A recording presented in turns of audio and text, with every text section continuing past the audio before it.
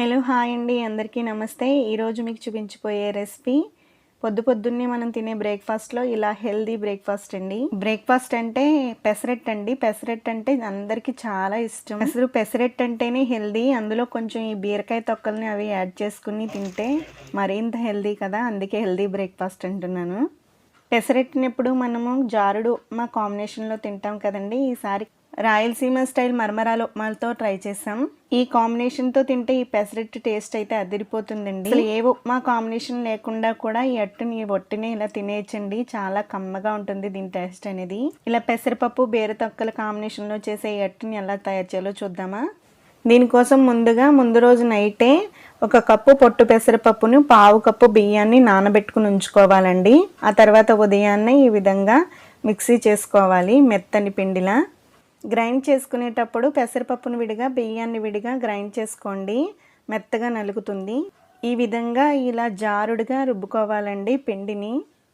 అదే జార్లో మీరు తినే కారాన్ని బట్టి ఒక 7-8 పచ్చిమిర్చిని ఇలా బీరకాయ తొక్కల్ని శుభ్రంగా కడుక్కున్న తర్వాత వేసుకోవాలండి. బీరకాయ తొక్కలు అనేది మీ ఆప్షనల్, ఎన్ని ఉంటే అన్ని వేసుకోండి. కానీ రుబ్బుకునే ముందు మాత్రం ఇలా చిన్న చిన్న ముక్కలుగా కట్ చేసుకుని వేసుకోండి, బాగా నలుగుతుంది మిక్సీలో.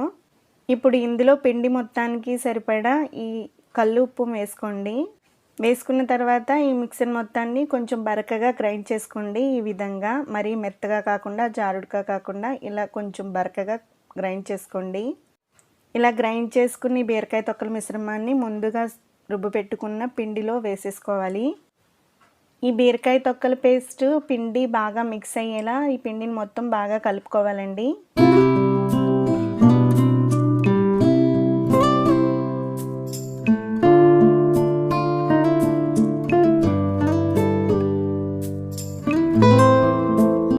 ఇలా ఈ కలుపుకున్న పిండిని మన పెసరట్టు మాదిరిగానే వేసేసుకోవాలి. దీనికోసం మందపాటి ఒక ప్యాన్ని పైపు మీద పెట్టుకుని ఇలా ఆయిల్ అప్లై చేసుకోవాలి. దోశ ప్యాన్ బాగా హీట్ అయిన తర్వాత ఈ పిండిని 2 గరిటెలు వేసుకుని కొంచెం మందంగా ఈ అట్టుని వేసుకోవాలండి. ఈ విధంగా మరీ మందంగా కాకుండా మరీ పలుచగా కాకుండా సరిసమంగా వేసుకోండి. ఇప్పుడు ఈ అట్టు చుట్టూరా కొంచెం నెయ్యిని వేసుకోండి. నెయ్యి పెసరట్టు కాంబినేషన్ టేస్ట్ అయితే సూపర్ ఉంటుందండి. మంటని లో ఫ్లేమ్లో ఉంచుకుని ఈ విధంగా కాల్చుకోవాలి అట్టుని.